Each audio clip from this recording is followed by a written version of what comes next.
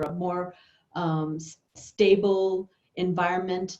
And then I come into a new situation. I don't know if you've had this experience before, and you come into a new situation and you go, oh my God, here it is again.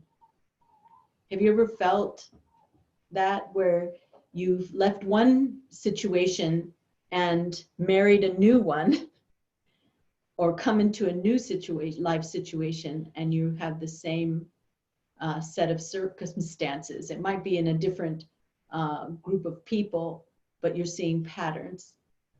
And so you're resisting certain situations and circumstances and types of personalities, and here these personalities are before you. And then when I fight it, and this can come down to even just having an experience with somebody, and we get invested in our relationships and we have expectations, and when they don't come out the way that we want, we'll experience hurt, we'll experience fear, we'll have uncertainty, especially to the degree that I'm invested in a relationship, whether it's with a person or a job or my house, my car, my possessions. And in this case, all of those things are being challenged right now. And so how do I create a new relationship with change? It's what it comes down to. So how can I invest into something that is stable, that is constant, and that is real? And you may know the answer to this already. And we may conceptually understand that soul consciousness or spirituality is a very good investment of my time and energy. And also developing a relationship with God, a relationship with a divine presence. Whatever reference or name you may give this, but that I have a connection with some kind of reference of kindness and goodness and divinity. And what I see as a challenge is, as life continues to change and evolve and shift and change, that's reality. That's constantly changing, and no two people will experience those same events in the same way. Have you ever been with someone and in a particular situation, even as simple as coming across a dog, and there could be 3 or 4 people walking along a path, and here comes a large dog, and those 3 people will have a different experience of that animal. Some will see a puppy, and be so endeared by the animal. Someone else would be afraid of it, and terrified of the dog. And a third person would be maybe feel like, oh, it's this smelly dog, or whatever the options are. And so the reality is relative to the experiencer. So this is nothing new, right? Reality is relative to the experiencer. And no two people will experience events in the same way. So what that tells me is that I have a choice. And when I feel that I don't have a choice, it means that I am allowing my habits and nature to dictate my experience of those events.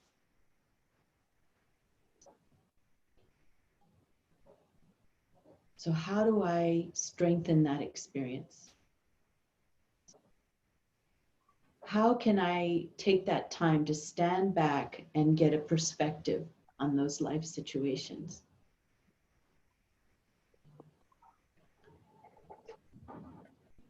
I've had that experience where I'll just share with you a story where myself and a colleague of mine were walking through the park, and there was this huge German Shepherd. I mean, he was huge. Even I was like, whoa, this is a big dog. But I noticed that its body language was very playful, and his paws were still rather large, which indicates that it was a young dog, a puppy, but huge in size. And I saw the master playing with the dog, and he had a ball in his hand.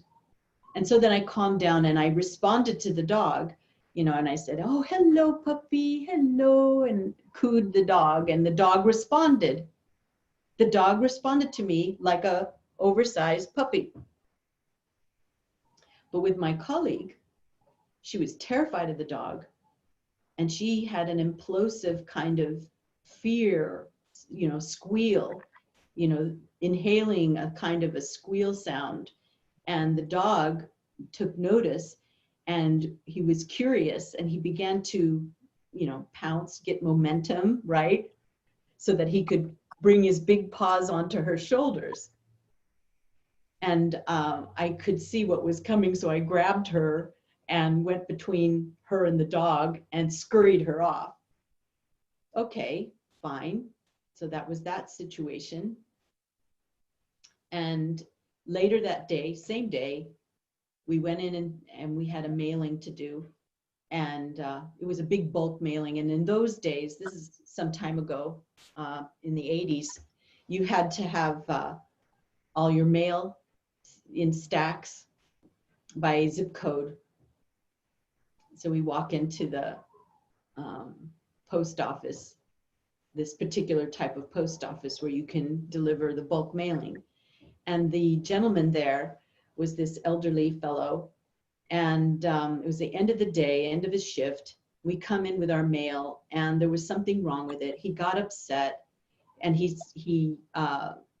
tone was really intense, and he said, oh, just go over there and redo this, and you know, so on. I was really upset by the situation, and I was holding back my emotions, and I was you know, a little upset and going, where's my, you know, why isn't she helping me? So the same colleague was with me in this situation, and she was over there talking with the gentleman, the postman, and totally just with him, and you know, oh yes, we're from the meditation center, and here's a brochure. And I just went, whoa.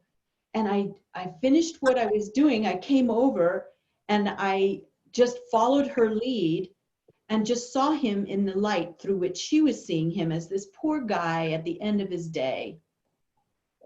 And I just decided not to be intimidated by his anger. And really, he was quite upset with our mail. But anyway, by following her vision of the gentleman, it shifted the whole situation. He was in love with us, and he helped us with our mail. Okay, so the point of this is, at the end of the day, I'm revising that day and the experience that I had. The dog was innocent. He didn't know either of us. And the postman was innocent. He didn't know either of us, from no past history. Yet the two of us had a total different experience of those same events. One of us saw a puppy, a cute, fuzzy, adorable animal, and the other one saw a monster. And then later, the other one saw a monster, but the second person saw a tired old guy. So you tell me which was real and why. I'm going to unmute. Or actually, you can, if you want to share, if, you know, it's like, well, which was real? The two people went through the same events, but they had a different experience. Both of them have different emotional strength to see the situation. So they had different what? Emotional strength. Yeah, emotional strength. Or they perhaps they had Perception, different perceived. Perception. Yeah. So this is a main factor. Thank you. So that's, anyone else have something to offer? What is the difference? Sister, so with the different situations, it's me, myself, to see and make a choice. So for the same situations, the experience that I do have and the emotional situation that I have, with that choice, we make the choice. So that make the difference, I think. Yeah. Sometimes we feel, but we don't have a choice, you know, because the mind has that ability to perceive. And so our reasoning capacity, our conscience, that reasoning capacity works with our mind that perceives reality. And then our memory bank, these past impressions, also have an influence. Our history, our memories create a video of imagery. So when that event happens, we will project that situation onto the reality that's happening. And so all we will see is this mean, horrible, you know, postmaster, whereas the other person has a different movie, a different history. And so it projects onto the screen of that event, and she sees a tired old guy. And in the case of the dog, same goes. The one person has a history of good experiences with animals and the benefit of that relationship with animals and intuitively understanding body language, and projects that onto the situation and responds. And interestingly, the dog also responded to me and how I perceived the dog, and also responded to my colleague, how she responded to the dog. And also the same with the postmaster. She had her movie, her history projected on the situation, poor guy. But as you said, the gentleman that had shared, I had the capacity to choose in that moment. And I followed my colleague. I made that choice to follow in her lead and to respond to this gentleman as a guy, that poor old guy had a hard day. Now, if I had gone with my movie and saw this horrible man that was mean, what would have happened to that relationship? He probably would have been fed up with our mail and said, why don't you come back tomorrow when you can do this properly, right? I'm just making it up.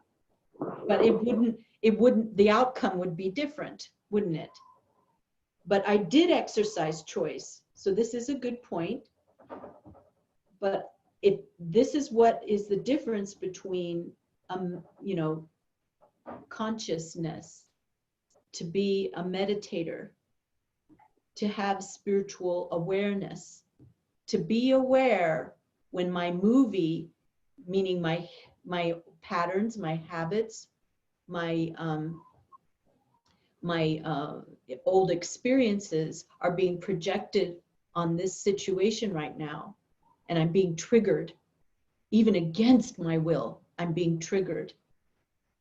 And to be aware also, as the event happens, that I don't store that event as a traumatic event, but then maybe I can store it as an educational event or learning or even a positive experience. So I hope you're following me and this isn't too confusing, because really all we're saying is to be awake and aware as I am engaging in an activity, as I am experiencing how I'm responding to the situation, and thirdly, how I perceive the experience, how I store that experience back into my memory. So it really demands from me to be awake and aware at every juncture. As the thought arises, as my attitude begins to color the situation, and then as I have an emotional experience or response, and then what is the right, correct action? Am I going to finish a karmic account, or am I going to create one, positive or negative? And then how I can take that situation and store it into my experience as a positive and fruitful experience. Okay, so we understand this ability. So what do we do when there's something that happens that I do experience fear?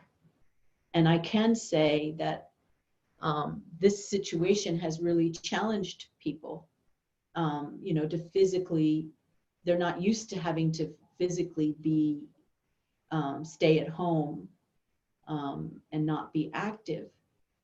And one student was sharing with me, and they're very educated, very knowledgeable, and the situation was very fearful. She was living in New Jersey. She lives in New Jersey. And so this event with the current situation in New Jersey with the shelter at home, it just brought a lot of fear. She's very educated. She's also spiritual, but she was witnessing how this fear would just take over. And so we talked about it. And she shared with me an event that happened when she was 12 years old. And in the country where she lived, it happened in Kashmir. And so when she was 12, in those days in Kashmir, her family was forced to leave the country for fear of their life. And then they had to, set up their life in the Middle East. And so that impression, I mean, that's an impressionable age, right? 12, that you have to uproot yourself and then come to the Middle East with your family and start a whole new life. And she realized as she was sharing this story that it was being projected on the circumstance, this shelter at home situation.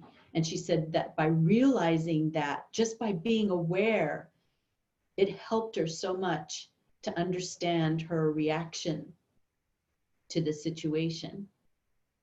So not always can we have that opportunity to reveal, why these impressions pop up for us. And it's not that we need to dive deep and figure these things out, but to understand that you know, just even in this case, because we're doing a lot of, we have a lot of students right now, and we have a lot of classes going on online right now, and to hear people's experiences all over the country and in Canada. And some people are just elated by this, and maybe some of you can maybe share in this. And when I say elated, in that they have time for themselves, that they're cherishing this time to work on themselves, to fix up their place, to do, you know, to have time for meditation, and just have time for themselves. And so they're taking it in a light that is very productive. And it's interesting, you can hear different stories of even your own friends and colleagues and family, where they have a different reaction to the situation. And some have experienced loss also. So, and those are challenging. That's, you know, also how to ride each wave and not lose myself in that situation. And so it does take some effort on my part to build up a spiritual resource. And you've probably heard of filling my well, you know, this term that they will use to fill your well with those spiritual experiences and meditation. To have time for yourself is so important. And to be careful how I spend my time during the day too. And what I'm referring to is, you know, what kind of information am I exposing myself to, and how often, what's necessary. And we really shouldn't be inundating ourselves with news and in the morning, you know, and not to overwhelm ourselves with events. And there's opposing perspectives, a lot of confusion and contradictions, and to kind of deal with that as well, of how humanity or parts of humanity are handling the situation. So one, to not have, you know, an experience of watching too much news in the morning or in the evening. So that's not what I take with me when I go to sleep, or the first food of the brain or the soul in the morning.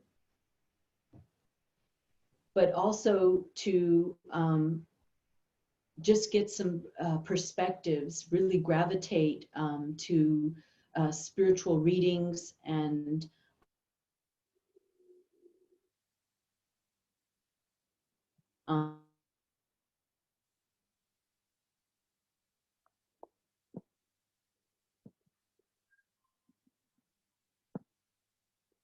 Not audible. Stuck.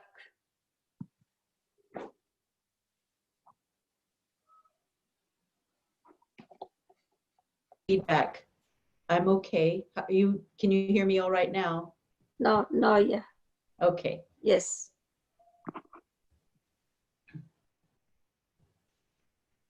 Okay, so one offering I have in the sense of perspective, when I got really quiet, I'm just sharing my experience, because I would watch the news every day, look at the reports every day. I really wanted to educate myself because it was a new phenomena, and also to understand how I can serve others and be available for others.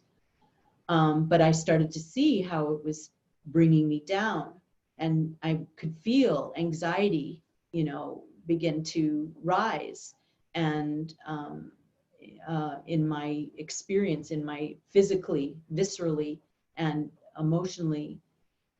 And I said, you know what, I'm going to cut down on this, reading and listening and exposing myself, because I think what I found unnerving for me is the contradictions and the blame that was going out. And so I got really still.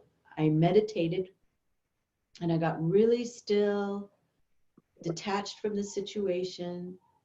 I got really close to God and just got into that sweet experience as a loving, peaceful being, that I am a peaceful soul, a loving presence. And what it does is it creates another dimension for you, because scientifically speaking, the world is just vibration. This physical reality is matter vibrating at different densities, different levels, which creates the density, whether it's soft or hard, or vapor or solid. And so I realized how everything around me is just a 3D movie, a 3D pixelated movie, and it's vibration. But then as I'm sitting in soul consciousness, in my meditation, I realized that I am vibration, that I, the soul, I'm not made of matter or molecules or atoms, that I, this spiritual presence, am conscient energy, that I am not particle, I am wave. And for me, in a scientific term, it made me realize the impact I can have on the physical world. When I remain calm and stable,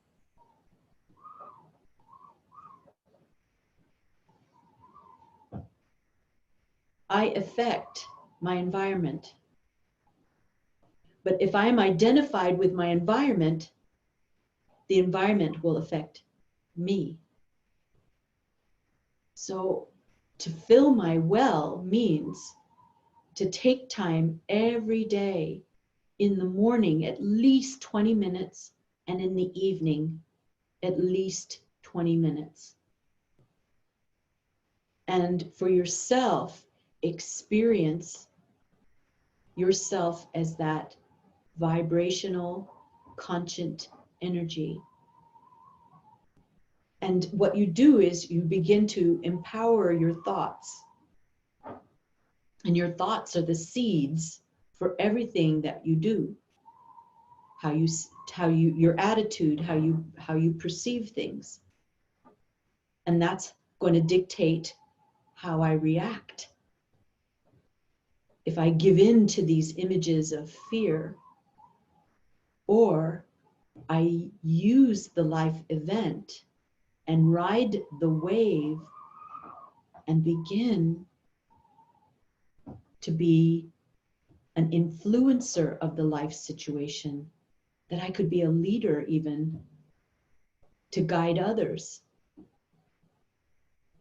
But it takes that practice to be in that frequency of experiencing your own spiritual presence, alive, eternal, vibrant, peaceful, loveful. I am peace. To really experience, I am peace. I am love. I am joy. And even deeper, that I, the spiritual presence, the soul, am forever. I cannot be destroyed. I'm eternal. And in that moment, there's no fear of the future and no dread of the past, no hurt. And you experience your realness. You experience what is real, meaning a continuum, what is true. That I am the vibration itself, I am the wave, and that this realm of particles is relative, it's reality, and it's experienced depending on how you perceive it. So to strengthen that perception, and not just to be unrealistic or Pollyanna. I don't know if you know this term Pollyanna. It goes back, 60 years ago, but it's about a girl who just saw everything is wonderful. And they even use it as a term, that to see things so positively, that you don't even see, what's going on, in the sense of, critical events, but to be informed, to understand the situation and what's important to know, and then to just let go of the rest, because the rest of it, the different opinions, the blaming, as that was going on, I could sense that it was really about different people's way of dealing with fear. And one of the reactions to fear is to blame, to make someone else responsible for your experience of the situation. And so they will do anything at any cost, to make their stand. And so no matter what the situation is, whether it was how we treat animals and the condition of livestock and so on, or the negligence of people, or meaning like if it something in a lab that mistakenly was released, or if it was planned or done on purpose, whatever the reason, I'm not interested. I just had to turn that off. I had to turn that off. Whatever the reason, it was man-made. And when I realized that, it shifted how my relationship to the event,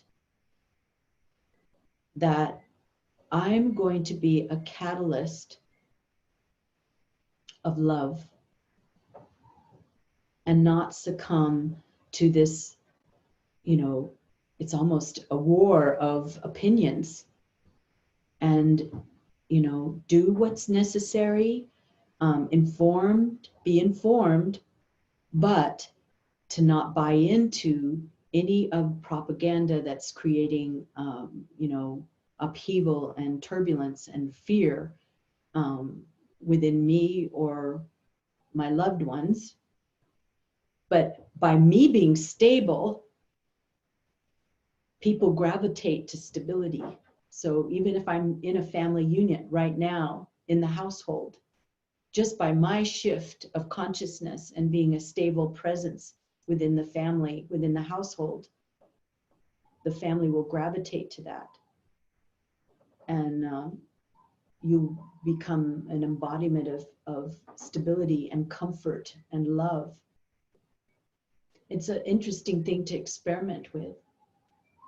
And I've experienced that firsthand, just witnessing different opinions and whether it's in my own my family, or with those that I live with, and to not buy into the confusion, to be stable, be an embodiment of soul consciousness, God consciousness, and see the difference. Experiment for yourself. I'd like to share with you a concept, if I may, that could help, and that would mean turning on share with you my PowerPoint. And so I have one image for you here that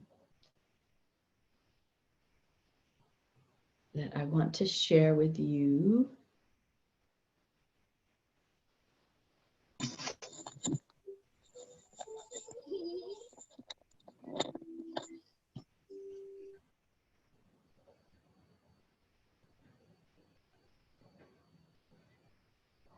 Okay, can you all see that? Oops, can you see the wonderful? Okay.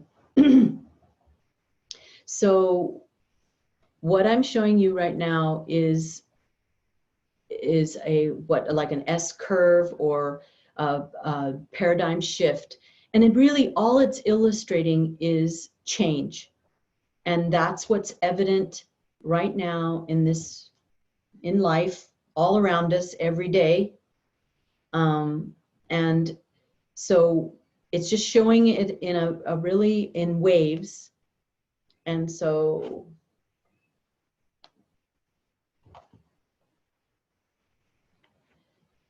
I'm going to go forward because I think you'll get this whole concept. Okay, so here's one wave, okay? And see how it's like a little S curve. And A is the birth. And then B is the growth. C is the maturity. And then D is the decline or death. And this is life, nothing new. But we're looking at it as a flow, that these are the cycles.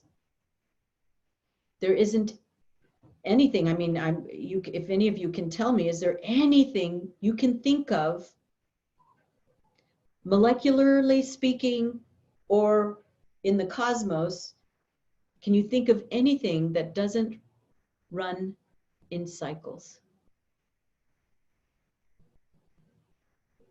So everything in this realm of the physical world, of particles, molecules, atoms, nature, the cosmos,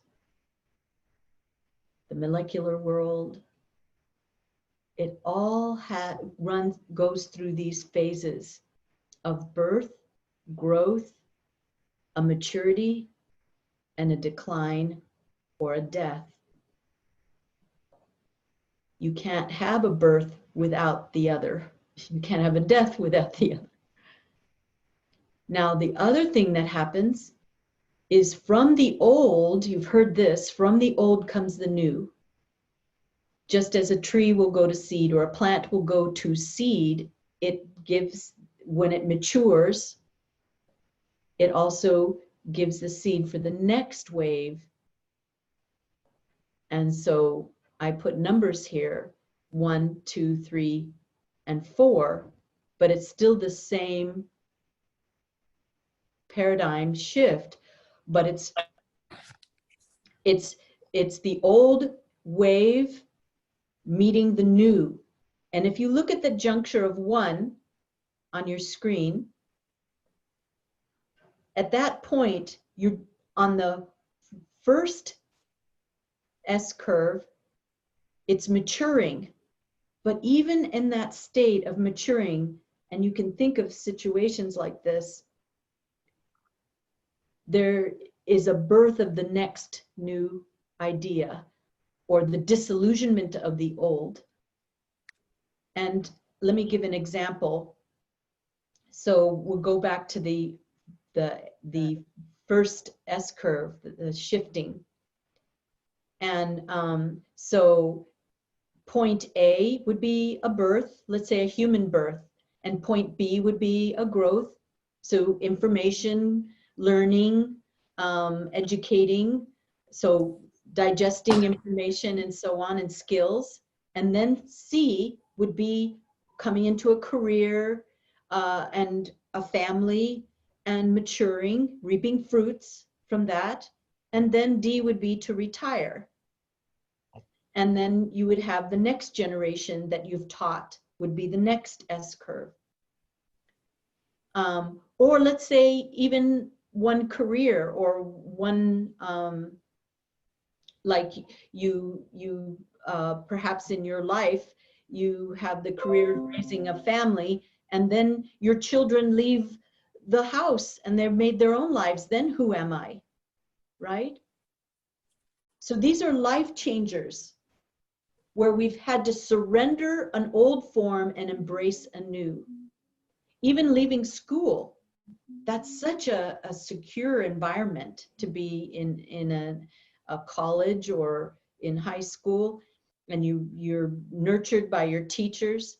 And then you go out into the real world, and it's looking for a job. It's a whole new shift, and you come into a whole new experience. And you have to surrender to that life experience.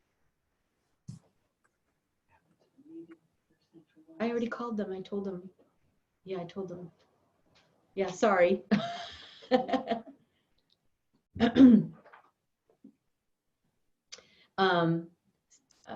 live at a retreat center, and so someone was asking me for some advice. So anyway, but you go with the flow, right?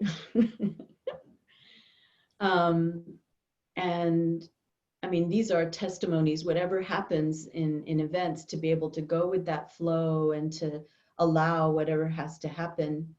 And here in this case, with the scenario of being educated in a school system, your A could be kindergarten, B is high school, C is college, and then, you know, D is you're no longer that student. You're now in having to find a career. That's a whole new paradigm shift.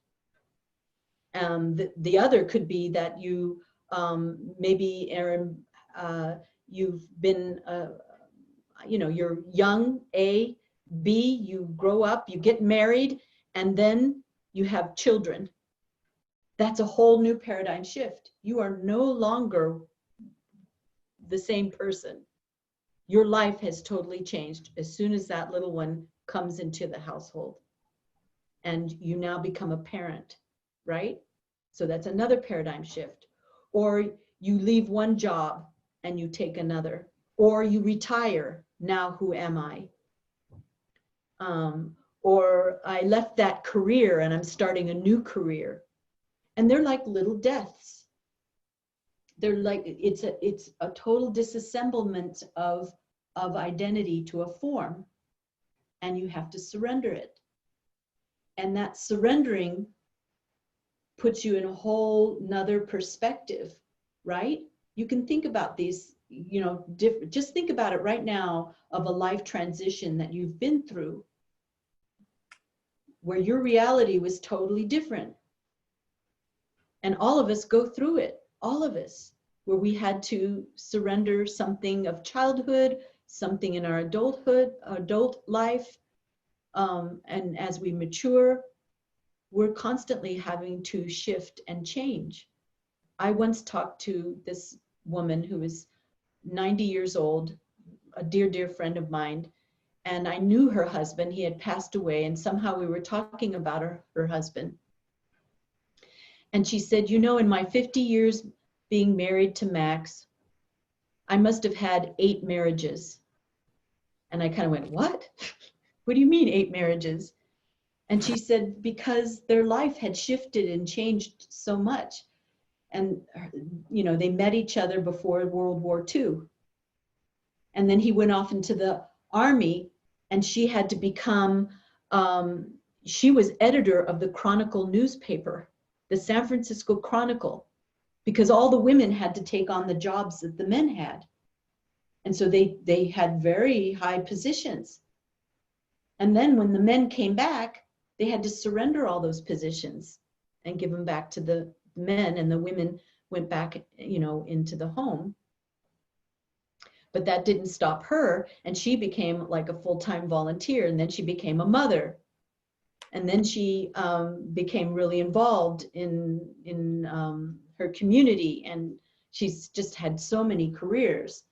And she said that what was beautiful about her relationship with her husband and how they survived it was that she said he allowed her to be, express herself fully and to be what she needed to be. And that's why their relationship was so successful, to allow all these different life situations. And so their relationships shifted and changed. So there wasn't that resistance or fight or blame, And so these create fear, resistance, fighting it, and blaming, So this is what fosters the fear. But when I flow, when I accept these life shifts, and so then another thing that happens, so the new paradigm will also go through its phase. So what is this phase in the middle then? See how it looks like an eye in the middle? And here we have this eye in the middle is what we call chaos, where the old is disintegrating and the new is being born. Have you ever had that feeling where you're venturing on a new project or a venture company or a new career, or a new baby, a new life, and it is exciting and it's absolutely terrifying at the same time. And this is what we call chaos. And this is life. This is how it happens. And so when you see this diagram at a distance, if you were a meteorologist, can you tell what this symbol would be when you see these two curves joined together like this? If you were a meteorologist, someone who is mapping out the weather, and there's Eye of the hurricane. Yes, thank you, excellent. This is the same symbol they use for hurricane, and it's just coincidental. It wasn't like trying to put it out there, but one wave is showing the cold front and the other is the hot front, and when they meet, they spin. And where is the calmest place in a storm? Middle. In the middle? What do you mean in the middle? I'm encouraging you. What's the middle? Why the middle? Center. Why should we go to the center? What's characteristic of the center of the storm? Because the pressure is going more and more outside, and that will come inside, and that like what you call, I don't know. Yeah, because the pressure, good. Yeah. And so what happens to that environment in the middle of that storm? Becomes quiet, I think. It's quiet, it's stable. Stable, yeah. Yeah, so in Nautilus or in ships, they know that if they get caught into a system like this, their only chance of survival is to find the eye of the storm and ride it out. And that's also where the birds will hang out. Of course, within reason, depending on how intense the hurricane is. But the point is that it's like overcoming fear, at least in this metaphor here. It's not fighting the waves of change. It's riding the waves of change. And this gives us resilience. And the tools that we need to ride this wave is stillness. And who would have ever thought that coming to the center of it, in the midst of chaos, that I make peace with it, that I find the stillness.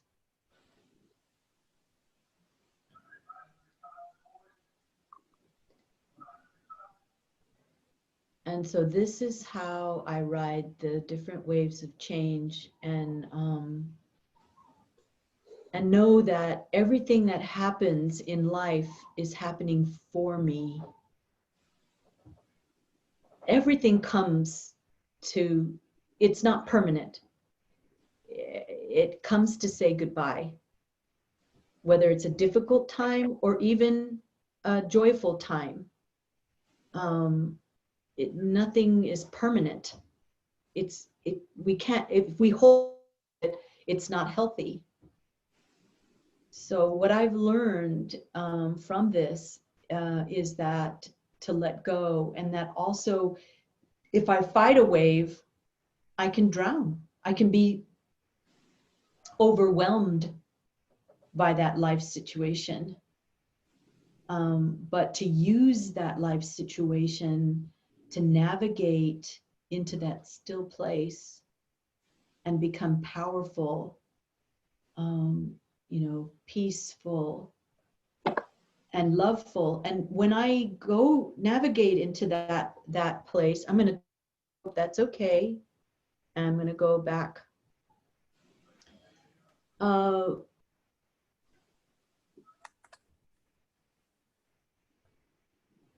When I navigate in that still place, that's when the answers come. Because, I mean, life challenges come because you're ready for it. It doesn't give me more than what I can handle. The illusion, and often they call it Maya, the illusion is that I can't handle it. And so doubt and fear are basically conditions that tell me that I'm buying into the doubt. The doubt and fear are just that I am holding on to an old paradigm, and I'm not allowing myself to grow into the new, to be born, to ride the wave. But to do this, it really takes time. Again, I'm going to say again, is to go back and take that time for meditation in the morning and meditation in the evening, to go into that eye of the storm. And, also, why should I wait for the challenges to make me retreat, so to speak? Why should I wait for life difficulties to come that I tend to go into stillness? Why not have a practice and fill my well? Because it's those times when things are going well and that I'm riding a wave, I'm reaping fruits, I'm harvesting from my efforts, I'm getting some return for my hard work, and I'm experiencing, some good times. That's just as important to take that time for myself. Matter of fact, it's even probably better, I would think, because things are stable and I can take that time for myself. And so if I fill my reservoirs with that spiritual presence, that spiritual presence of peace, love, of stillness, calm, of innate power, such as stability or discernment power, flexibility, you know, to fill my reservoirs at those times so that when the challenges come, I'm ready. You know, I'm ready to catch the ball. You know, opportunities come every day, but am I present? Am I awake? Am I aware? And so now I come back to this, the first conversation, the first part of this conversation of meeting life in that stillness and calmness. And as that situation is happening, that I recognize what I'm projecting onto that situation, and that I have a choice. When I'm in my spiritual power, I'm exercising choice. When I'm what we call body conscious, when I'm identified with my role, with my body, with my position, those things are temporary. They're changing. They're constantly moving and changing and birthing and growing and maturing and dying. That's the law of nature. And me, as a spiritual scientist, as a spiritual presence, as a loving presence, a peaceful presence, I'm witnessing nature and I'm moving with nature. I'm learning when to plant, when to grow and sustain my crop, when to harvest, and then when to let the fields rest, when to let them, you know, rejuvenate themselves, till things die out and replenish. And then from the old, from the decayed, from that decayed matter, then even more nutrition is there for a strong growth, for the next shift, for the next paradigm. So really to make peace with challenge, to make peace with change, and to not lose myself in life events. So I'd like to open up for any questions, and then to have a meditation. So Sister Vinu, is that all right that we can take that time for question and answer now? And so if anybody has any questions or comments or insights, also love it if you have a story to share of overcoming a wave, a challenge, and turning a fearful situation into calm and an inner knowing, a loveful experience, a peaceful experience.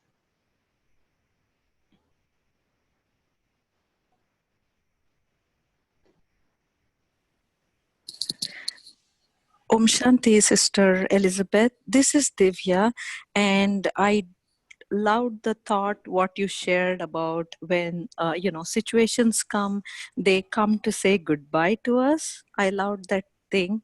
I wanted to ask you, so when we think of situations that come, we say goodbye.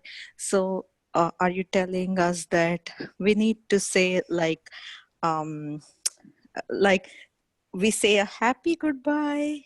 Is that what we are leaning towards? Or Yeah, well, it's Just if you can elaborate on that, please. Mhm. Well, I often use this for karmic accounts, and there's positive experiences with the karmic accounts, and there's also challenges and opportunities to grow, is what they would say in the challenging karmic accounts.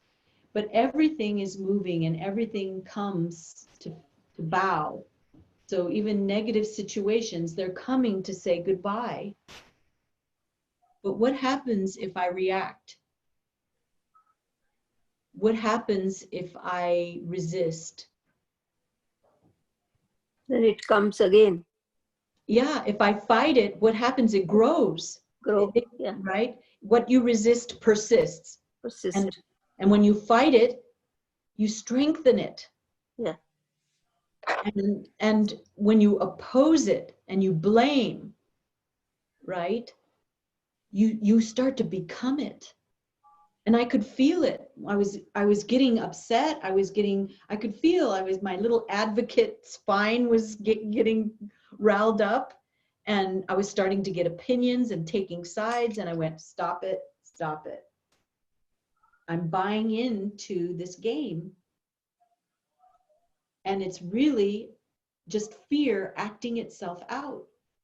And I choose to be a loving presence. And I honor all my challenges. They've come to say goodbye.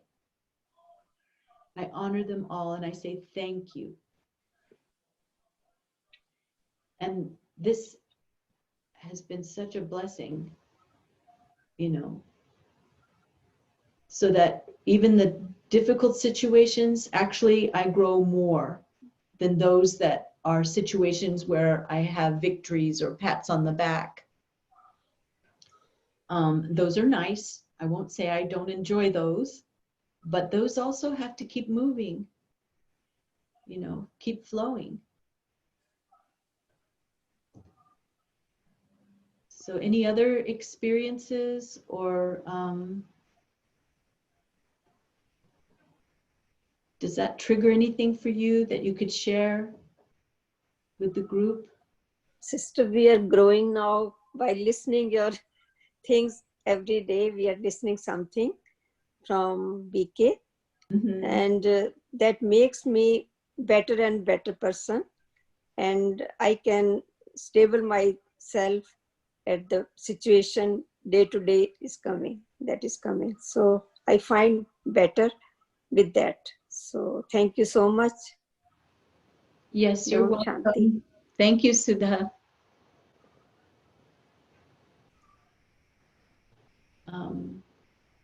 But let's take this opportunity. When do we get to connect with each other to share your own experience or life situation, how you've overcome a challenge?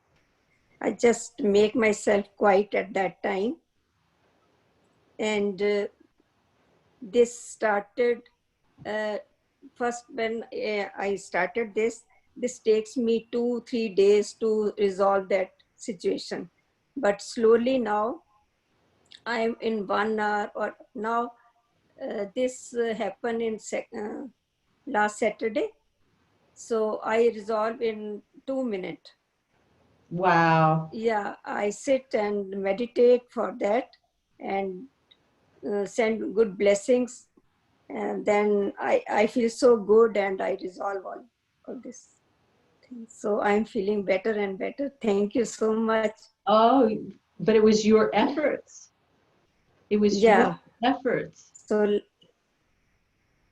because we need food for the soul to be and that you need new thinking, new perspectives, understanding different concepts, yes. and then taking those concepts, those ideas. So last time Sneha told us that you sit whenever the situation arrives, you sit and meditate for that person or that situation, and you will resolve everything. So I did that, and that makes everything normal, and I feel so happy inside. Very wise. That's really good. Thank you for bringing that point up, Sudhaben. That's very good. Yeah. Thank you. Om Shanti. hmm So if there is a challenge, to not resist it and to give good wishes in a Yes. situation of relationships, and Yeah. finish that karmic account. Allow it, to come and go. You know, in the family, there is no big things, but small things makes you emotional. So now I'm, you know, Uh-huh. in old days, we are very emotional. So little things makes me emotional. So I'm just now getting that Mhm. better. So thank you.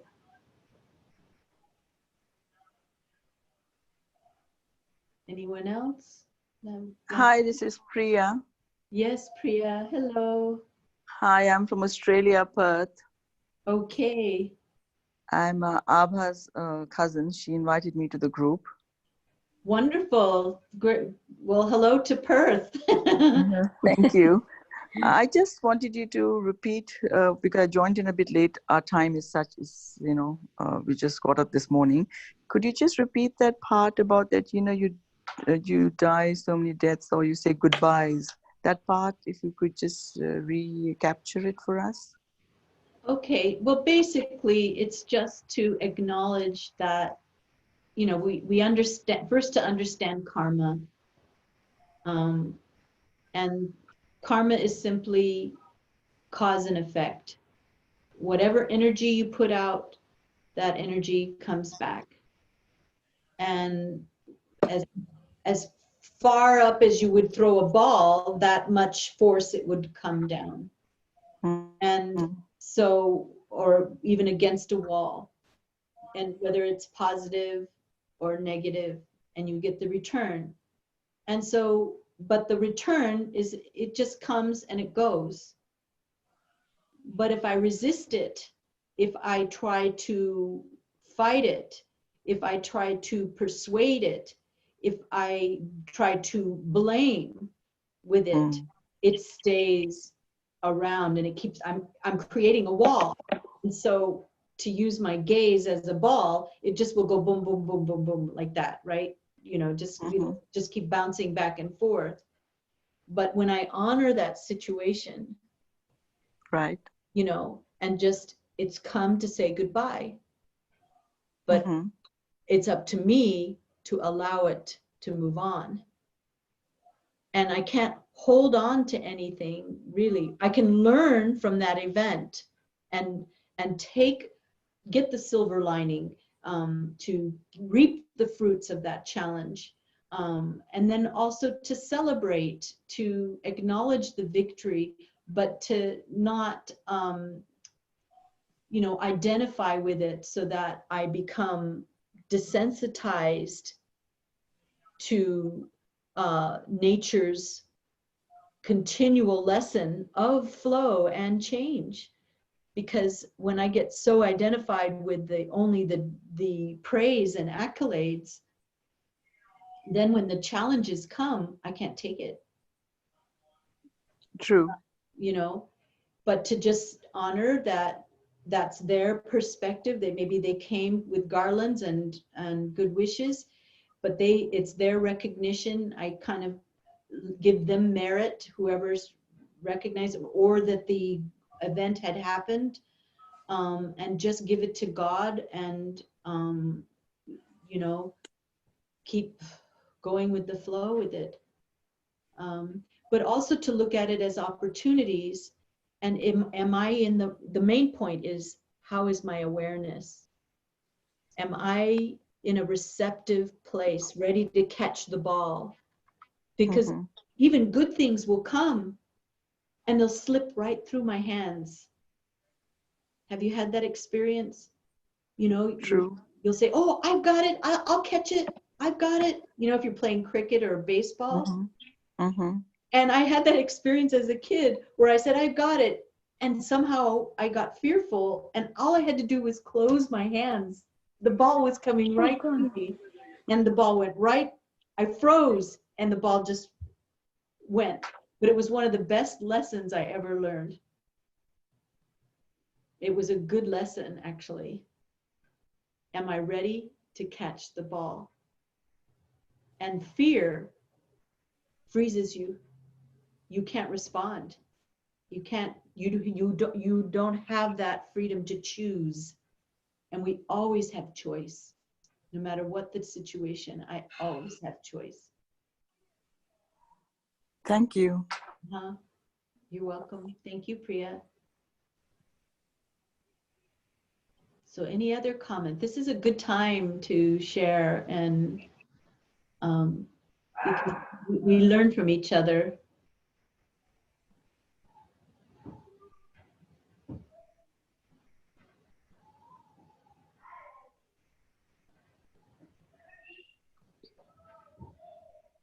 So anything? Any insights? I just, Oh, Yes? Go ahead, Priya, and then we'll go to Patty, I think. So go yes. ahead, finish, Priya. okay, just a moment. I just was saying that, you know, how do you catch the ball and embrace it? Because every time you get that opportunity in your karma, it is good and bad karma. How do you, you know, embrace it? How do you catch the ball, like, and not have the fear? Well, it goes, you know, at the beginning of what I was sharing, I was talking about how we have a whole history of stored events in our memory, and some Yeah. of it's conscious and some of it's unconscious, and that these are creating images that are projected onto a life situation.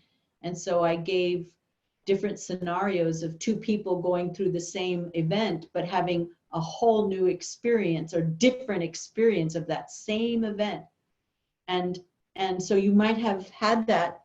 You must be able to think of some situation where you go through a situation in life and together with someone, and they'll laugh at it and you'll be terrified by it. Let's say 2 people or 3 people.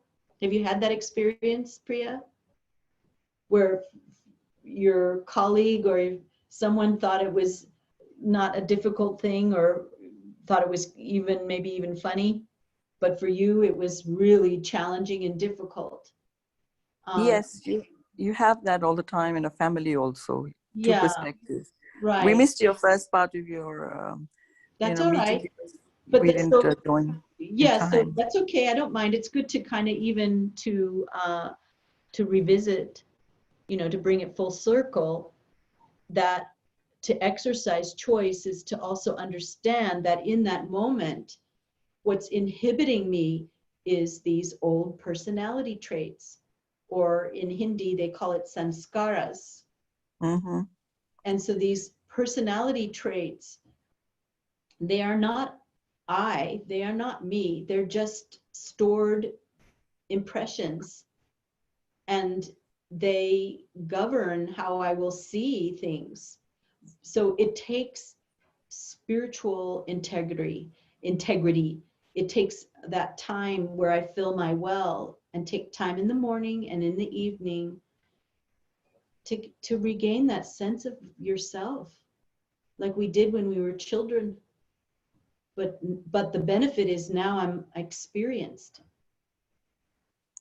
Now I've you know, so to bring that, to marry the child and master in me, to be the witness of the projection, the witness of the account being settled, and then I respond naturally. I don't even need to think too much. It'll happen naturally. I will do it with love, not with fear. So doubt, fear, guilt, they don't work in my favor. But in order to you know, I have to face them. I have to get into the eye of the storm, to that still place, and see what's the gift behind that. What is what is the growth behind every difficulty or defect. There's actually a power or virtue that is waiting for you, you know, to come into balance.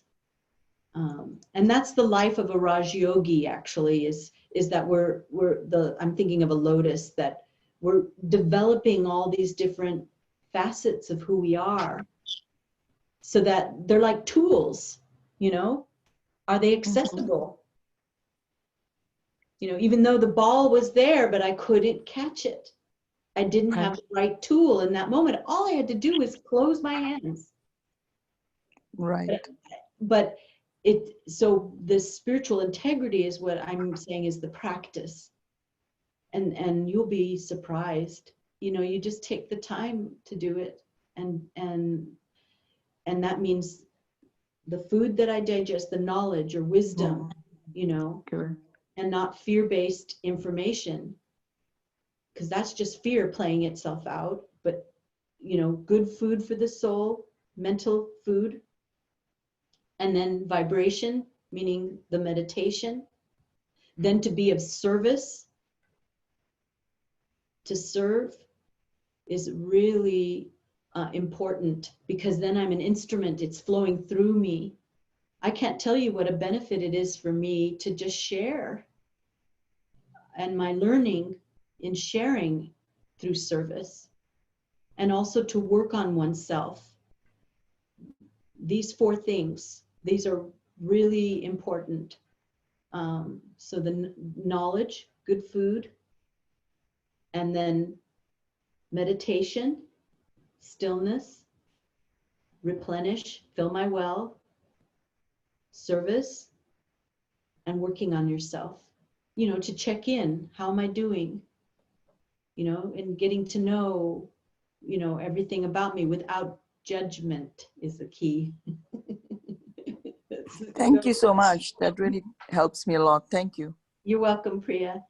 And then Patty, did Patty leave? Are you still here? Yeah. Okay. Well, I just wanted to share what happened to me in this drama in the very beginning. It was really, really terrifying, because I was feeling, what am I going to do now? Because financially, you know, we're a family of 5, and I was really terrified. In my mind, I was just trying to go and work any place that was going to be open, in the grocery, delivering food. I mean, I would just go, my mind was going crazy. So I made a choice, like you said. I stopped listening to the news and listening to all these opinions, because I was literally going insane. Yeah. How fearful I was of what's going to happen to my family. After I made that shift, and I started to, thanks to the meditation center giving all these meditations, I started to be so calm, and that transferred to my kids, to my husband, and I'm very, very grateful that my kids will remember how I reacted. In the very beginning, it was like a terrible storm, and then they start seeing me, that I start calming myself down, and they started to also be very calm. So that was my experience. That is true. You do have a choice to, either you're going to be in the storm, like going crazy, or just calming yourself and just ride the wave. And that's what I did. Wonderful, Patty. And so what were the tools you developed, or what did you do for yourself to shift that? Well, you know, I start to remember what Baba says, that there is so much abundance in this world. So I start remembering all the powers that we have, the love, and I just had to really center myself and remembering that, because at the very beginning I was looking for, there is scarcity everywhere. That's how I was feeling. And then I replaced it, no, there is so much abundance in this world. And just remembering who we are, and just remembering all the tools that we have, and just applying those. That's how I calm myself down. So I'm a dental hygienist, and I know it is the number one. Everybody tells me, oh my God, it's the number one, the most riskiest jobs. But at the same time, I'm very excited and confident to go back to work because I do have my tools to calm myself down, and I know everything is going to be perfect. Thank you, Patty. That just This is so warms my heart. That's really powerful. Hello. Yes. Hi. I'm just wondering how can we help children to listen those lectures which we receive from you? I'm lucky to wake up and listening, but as soon as I tell my other family members to join, they think I'm crazy. So Oh, they do. how do you deal with those kind of situations? Well, what I've learned dealing even with my own family is, you know, if they think you're crazy, usually it's because they have the fear of losing you, meaning the familiar you. You know, it's funny, even in the face of becoming a more powerful person or presence in your family, it's not familiar for them. So there's just this resistance. I don't know why. And I know with my own physical family, I realized they just want to know if it's for real. And actually, this is going to be an opportunity for you. By you just practicing, you know, you just being what you've learned, all the things that you've learned, and by practicing and becoming, they know you inside and out. And so when those challenges come and you are calm and cool and stable, they will gravitate to that stability. They will come to you. You know, how do you do that? Or what are you doing? Oh, I want to come. Oh, can I listen? And that's been my experience. If I were to go to them and say, oh, you've got to come, they'll go, oh, no, no, no, like this. They're just resistance. There's just resistance because they're comfortable with the old, which actually is what creates that stuckness, that creates fear and doubt, all of that. And you're saying, no, I'm going to flow. I'm going to empower myself. But you're doing it for your family. And they just need someone to be an example of that. They want to know that you're for real and they know you inside and out. So this is an opportunity for you to just benefit yourself and see if this is real. See if this spirituality, meditation, that it has a real effect. Because soul consciousness is what's real, and what's changing is the relative reality, and that your love for your family is going to make you a powerful presence, a stable presence in the household, and they will gravitate naturally. You won't have to convince or cajole or, you know, they'll just go, yeah, sign me up. Is that helpful? Do you understand?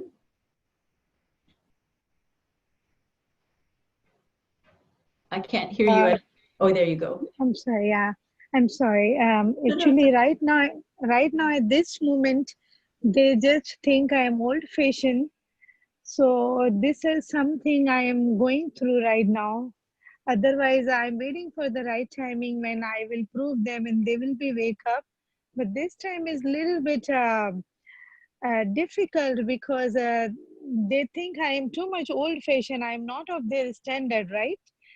So it's okay. I'll just wait for the right time. Yeah. Yeah. Thank you. Thank you so much. Thank Oh, you. yeah. I appreciate. Thank you. Sure. Sure. Anyone else? I think, do we have till 6? Yes, this is Shyla, sister. Yes, hi, Shyla. Hi, I was waiting. And my comment was this: I loved your S graph. I loved that. And I loved how you showed the intersections and how we go through different phases. And my comment is this: often we go through pain, suffering, or feeling less than positive and strong when we don't recognize that one phase has finished and the new one has started. Often we have some expectation of how those phases work. And I'm speaking about being single, married, having children. The children grow up, they go to high school, that's different again. They go to university, it's different again. They get a job and they continue with their lives. And sometimes as mothers and even as people, we don't recognize one phase is complete. Like maybe we finished working, but we don't know it's finished. Or our kids are now firmly independent and they are not ever coming back in that sense of being your children. So that does cause pain. Oh, yeah. Because you don't realize it's finished, because each of us think it's coming, I will be ready, or your health. You think I have good health now and the bad health will come. And sometimes we don't realize it's already here and we don't adjust fast enough or well enough. So I would love your comments about that. And I'm guilty of that too. You know, I have grown children who are well settled, and as a lot of us and so on. And we still think they're our children, you know. Of course, that won't change. Sure, but they're their own people. Or with the current challenges of COVID and so on, our life has changed. That's finished. So much is finished, but it's a new beginning, and we need to get into that new beginning. Or we're constantly going to be thinking, when this is over, I will go back and do that. And it's not going to be like that. It's all new again, right? Yeah, it's changed. It'll give us grief if we stay in that old place. Very good point. Actually, Shaila, you're actually going the next step. And when we hold on to old paradigms, it's excruciating. We have to, part of going with the flow is to take the next wave. And that's the beauty of riding the waves of change, to ride them. If we fight them, if we resist them, we get towed under. Or we are ignorant of them. Yeah, we're not sensitive. We're not. We didn't get on the program. Yeah, it's like, what just happened? What happened? Yeah. Oh, I was supposed to be on that bus. Yeah, right. Supposed to be on that bus. So again, the practice will make me receptive. And then, like I was mentioning about even opportunities, that it may come in the guise of a challenge, but it's actually, and to be sensitive to that, you know, and to just, I use this symbol, I guess I'm saying like refined, it's very, I can't tell you how many times I just go into meditation, I become really still, quiet, and I realize where I could have made a difference, where I could have changed. Oh, well, I made a mistake there. Okay, that's all right. But, you know, actually I did do good in this, you know, just to kind of assess, but not be hard, because otherwise I will hide. If I'm hard on myself, I'll hide from myself. And I'll never have the opportunity to see things, you know, as they are. I'll just keep buying into the old pattern. But if I see it, it disintegrates. The beauty is, you know, illusion doesn't want to be seen. All I have to do is observe it and see it. That's also a tool.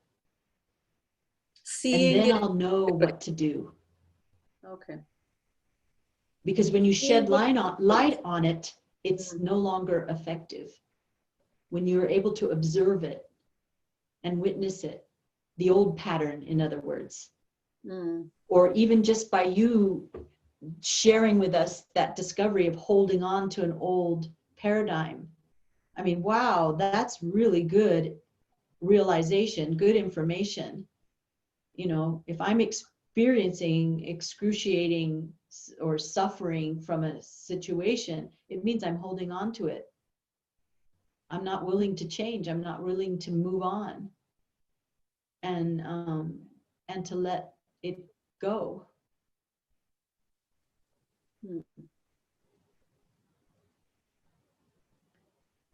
So recognizing the anything sign. else?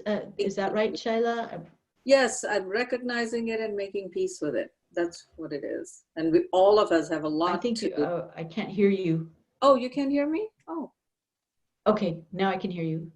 What I'm saying is there's a lot of change coming for all of us, and adjusting to that. I hope I'm not frozen. I just want to be careful I'm not frozen because I'm not hearing anything. Oh, I can see you. I can hear you. I can hear you now. Oh, okay. No, what I'm saying is it's so important. There's a lot of change coming for all of us, and it's unexpected. So we need to be moving along with it.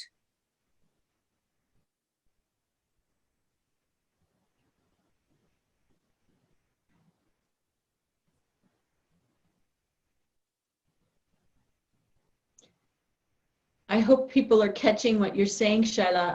It's in and out, and I'm looking at my. No worries. It's okay. Okay, I'm so sorry. It sounds really good though. It's good. Okay. Thank you. Uh-huh.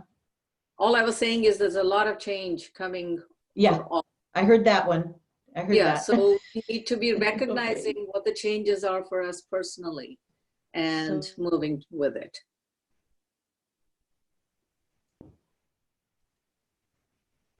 Okay. It's okay. It's all right. Okay, thank you, Shaila.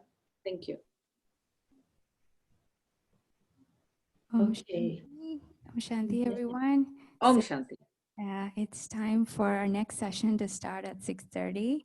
So we'll end with, just in silence. We just request everyone to turn on their cameras, and just for a minute, we'll share our good vibrations with each other. So for a minute of silence, and then we can close for today. Thank you. Thank you.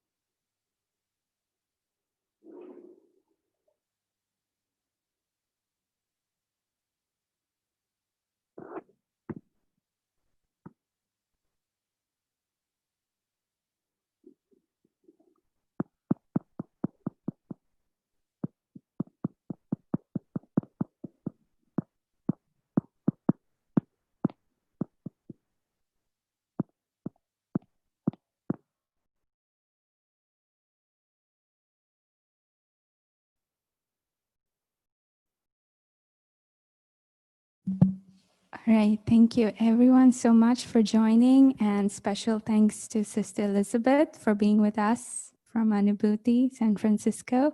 It was wonderful to hear from you, Sister, and we hope to see you with us in LA more often. So thank you, and Om Shanti, everyone. Om Shanti.